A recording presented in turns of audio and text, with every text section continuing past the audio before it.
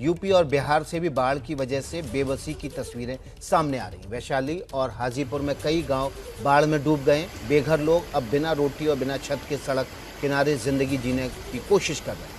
UP के 18 जिले बाढ़ प्रभावित हैं। नेपाल से छोड़ा गया पानी मुसीबत बन गया है। गुजरात के वलसाड़ में भी बाढ़ की डराने वाली तस्वीरें सामने आई हैं।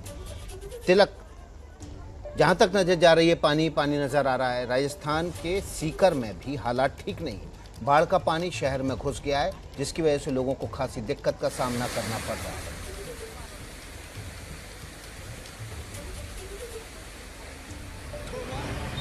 चार तस्वीरें आपके सामने हैं। बिहार में बाढ़ से कहर मचा हुआ है। लोग सड़कों पर रहने को मजबूर हैं। उत्तर प्रदेश के 18 जिले इस वक्त बाढ़ की वजह से परेशान हैं। गुजरात के वलसाड़ में भी ज़बरदस्त जल प्रलय की तस्वीरें सामने आ रही हैं। राजस्थान में भी इस समय बाढ़ की वजह से सीकर में बुरे हालात हैं।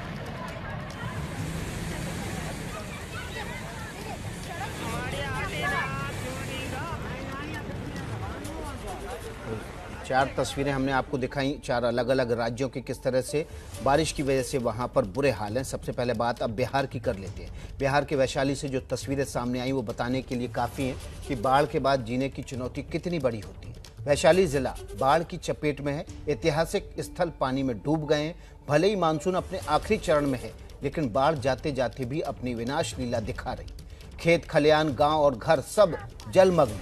गंडक, बाया और झाझा जैसी नदियां पानी से ऐसे हालात बना दिए हैं उन्होंने कि सड़कें समंदर बन गई हैं। वहीं बाढ़ से प्रभावित लोगों के सामने बड़ा संकट खड़ा हो गया है। वे ऊंचे स्थान और खासकर सड़कों पर रहने के लिए मजबूर हैं।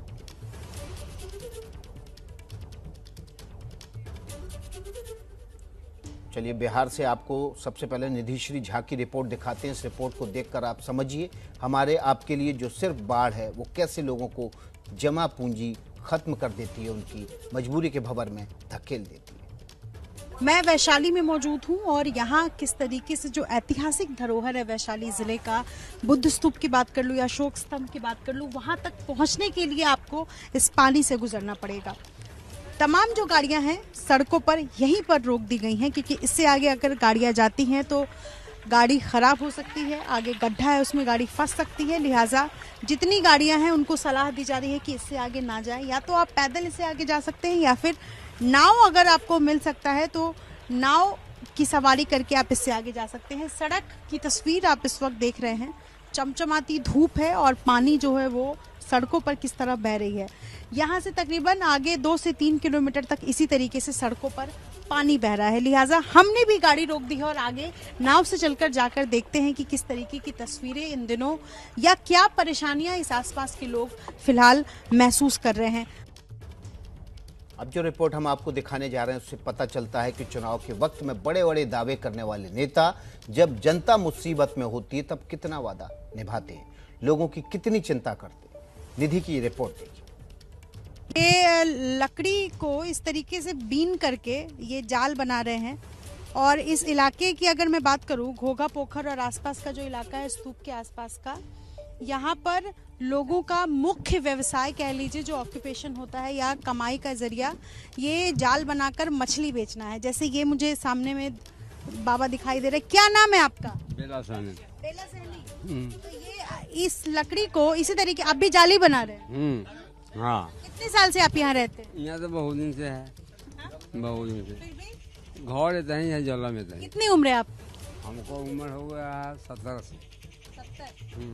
सड़क पर, जिस सड़क पर मैं चल रही हूँ, इस इलाके में अगर मैं आपको तस्वीरें दिखा सकूं आसपास में, चूंकि ये जो हिस्सा है दोनों तरफ का हिस्सा वो बाढ़ से घिरा हुआ है, लिहाजा इसी तरीके से लोग जो है वो जाल बनाते हुए आपको नजर आ जाएंगे। और इन लोगों के पास खाने का, कमाने का जरिया नहीं है, क्योंकि जो जमीन है आसपास की, अगर ये खेती मजदूरी करते भी किसी के खेत में जाकर तो वो पूरा पानी में डूबा हुआ है। लिहाजा ये जाल इन लोग बनाते हैं और फिर इसमें मगर मछली फंस गई तो समझिए कि इनके लिए भी एक दिन इनका पेट भर सकता है, नहीं तो फिर कोई उपाय नहीं है इनके पास। दह गेले सब तर तक कथी करते, दह गेले तो हमने घर छोड़ छोड़ के भाग ली।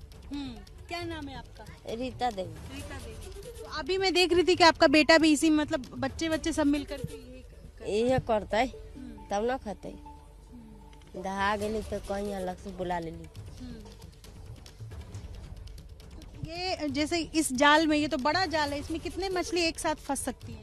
कभी फंसेगा कभी नहीं, यही होगा। कभी फंसा कभी नहीं। नहीं, और जब नहीं फंसा तब तो दिक्कत हो जाती है। दिक्कत तो होबे करेगा, दह गया अनाज पानी सब अथी पानी में, अच्छा, घर का राशन पानी में बह गया। सब बह गया।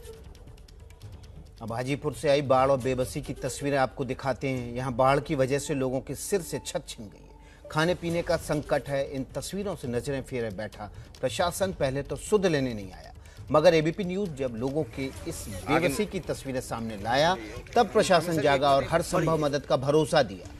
लेकिन लोग कितनी मुश्किलों में जी रहे हैं इसका एहसास एक बुजुर्ग महिला से बात करके हुआ। दिक्कत है से देखा एगो रोटियो गहूम के कोनो दे दी तरह खा लेती। खाए के लेल ना है ना कुछ बता ना।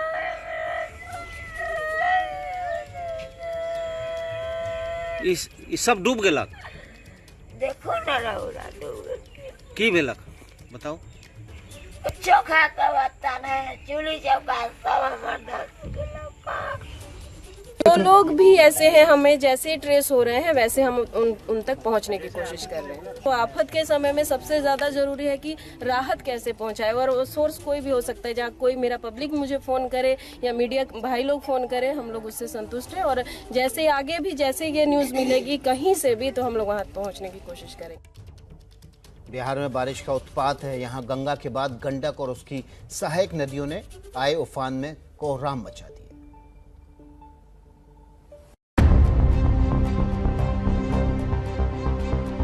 नहीं है, पानी में डूबा हुआ, कहाँ जाए, केकरा घर में जाए। एगो रोटियो गहूम के कोनो दे दी तरह खा लेती।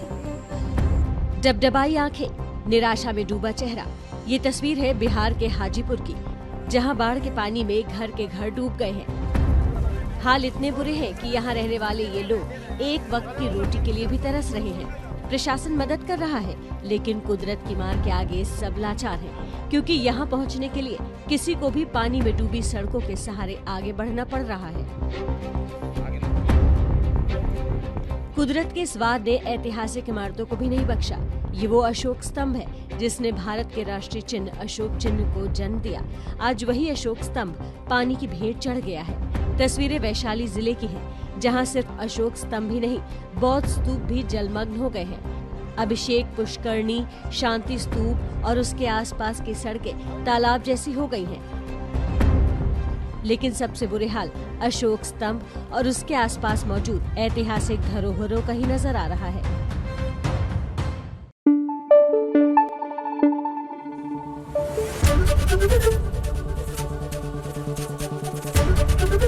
एबीपी न्यूज आपको रखे आगे।